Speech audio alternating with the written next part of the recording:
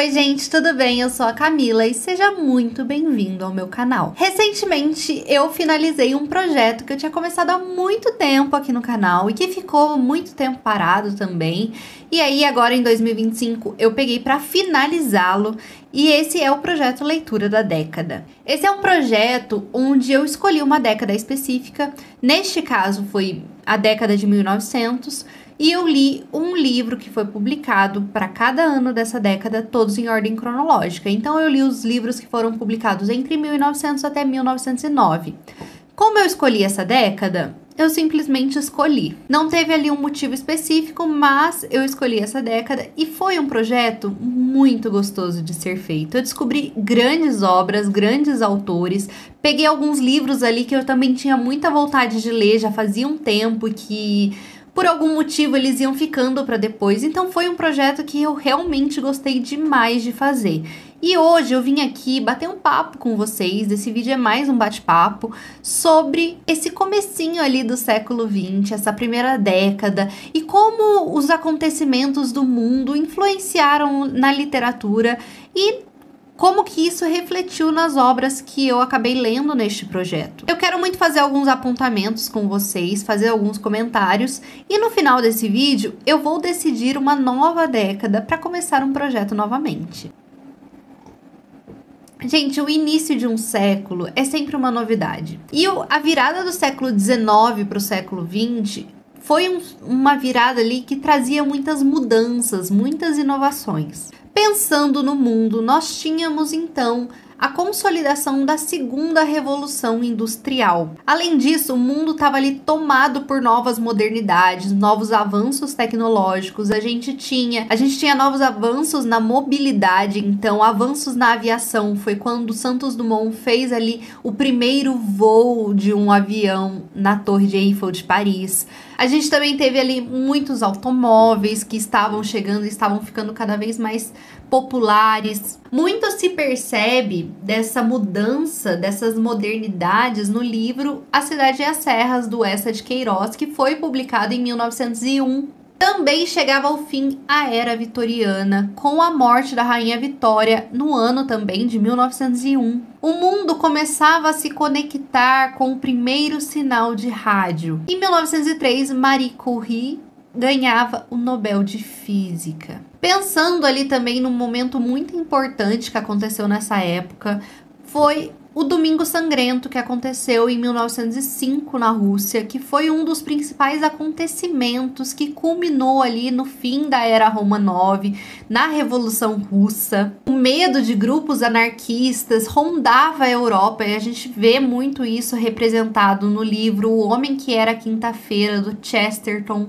que foi publicado em 1908. No ano de 1905 também nós tivemos a vitória do Japão na Guerra Russo-Japonesa, e que foi um momento em que o Japão ganhou ali um destaque mundial muito grande. Ele começou a aparecer em ascensão, o resto do mundo começava a notar como o Japão poderia ser ali uma potência eminente. E nós falamos um pouquinho sobre isso no vídeo da resenha do livro do chá, do Kakuzo Kakura, que foi publicado no ano de 1906. No Brasil, politicamente, nós estávamos então vivendo a Primeira República.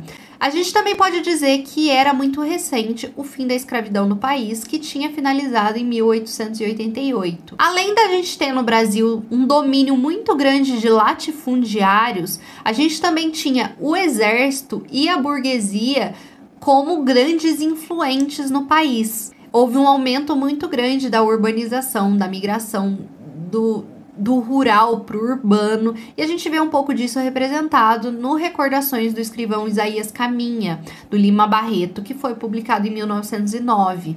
Com o fim recente da escravidão, a gente começou a ter muitos imigrantes chegando no Brasil para poder preencher essa mão de obra que antes era escrava. E, consequentemente, esses escravos que agora não eram mais escravos, mas também não conseguiam emprego, começaram ali a ter um abismo social. Então a gente tinha uma desigualdade social gigantesca, a gente tinha uma alta de desemprego, A gente tinha a imprensa como um grande poder ali de informação, podendo manipular as informações que ela queria. E uma coisa interessante neste período é que a linguagem começou a mudar. Houve então uma aproximação da linguagem jornalística e da linguagem literária. E aí a gente chega na literatura. Bom, a literatura ela estava em um momento de transição. A gente tinha no final do século XIX o romantismo. O romantismo ele buscava trazer aquela coisa do idealismo do homem.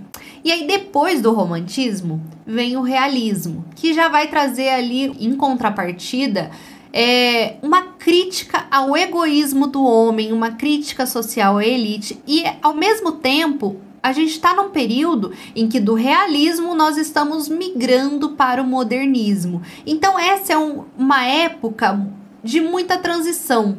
É uma época em que se pode chamar de pré-modernismo. A gente tinha como uma das principais características desse período uma grande importância com essa desigualdade social, com essa crítica social. Os autores buscavam muito criticar e expor essa hipocrisia da elite. E vários livros que eu li traziam um pouco disso. A gente tem como exemplo o livro A Taça de Ouro, do Henry James, que foi publicado em 1904. Depois a gente vê isso também em A Mais Longa Jornada, do autor Ian M. Foster, que foi publicado em 1907. E esses dois livros são livros de autores ingleses, então a gente consegue ver muito, principalmente dessa diferença social na classe inglesa, dentro ali da elite de Londres. E a gente tem até no próprio Recordações do Escrivão Isaías Caminha, a gente tem um pouco do reflexo disso no Brasil, porque a gente tem ali o Lima Barreto vai trazer pra gente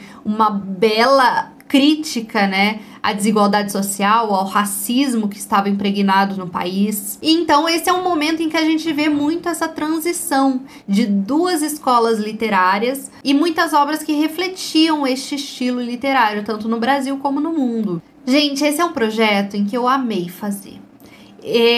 Muito mais do que ler uma história, ler um romance, eu gosto muito de entender em que contexto aquele romance foi escrito. Isso te aproxima muito mais da história.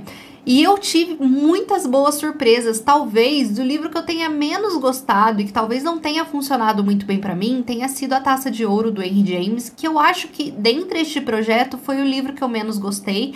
E foi talvez o único que eu não tenha gostado, porque os outros realmente me surpreenderam e eu gostei demais de ter feito essas leituras. Como eu disse, eu descobri autores novos, eu descobri livros novos, eu li livros que há muito tempo eu gostaria de ter lido, então foi uma delícia fazer esse projeto e é por isso que eu vou continuar este projeto e agora eu vou escolher uma nova década para realizar. E aí, gente, o que eu fiz? Eu coloquei aqui neste potinho vários papeizinhos, porque eu faço sorteio à moda antiga, tá, gente? Eu coloquei papeizinhos com as décadas que variam entre os anos de 1850 até 2020, tá? Aí você me pergunta, mas por que você não colocou antes de 1850? Gente, não sei. Coloquei a partir de 1850 e é isso aí, tá? Vamos ver no que vai dar, vamos ver se a gente vai descobrir novos autores mais contemporâneos ou se a gente vai pegar uma década mais antiga e o que a gente vai descobrir neste novo projeto. Eu tô super animada, tava bem ansiosa pra fazer esse sorteio. E ó, peguei um papelzinho. 1930, 1939, olha só, gente, um período baita interessante. A gente tem ali um período pós-queda da Bolsa de 29, início da Segunda Guerra Mundial. Acho que vai ser bem interessante ler essa década. E aí eu já tô com as expectativas altas, gostei. E eu vou trazer para vocês o próximo vídeo falando então quais foram as minhas escolhas, quais os livros eu escolhi, vou dar uma pesquisada, vou procurar livros que foram publicados nesses anos e depois eu venho trazer para vocês quais foram as minhas escolhas. Bom, gente, convido vocês também a participarem do projeto comigo, hein? E assistirem todos os outros vídeos que eu já postei aqui no canal. Espero muito que vocês tenham gostado do vídeo. Não esquece de deixar seu like, seu comentário, compartilhar esse vídeo com seus amigos. Assim vocês me ajudam muito com o crescimento do canal. E eu agradeço muito. Já aproveita e se inscreve se você ainda não for inscrito. E ativa o sininho para receber a notificação toda vez que tiver vídeo novo. Um beijo grande e até o próximo vídeo.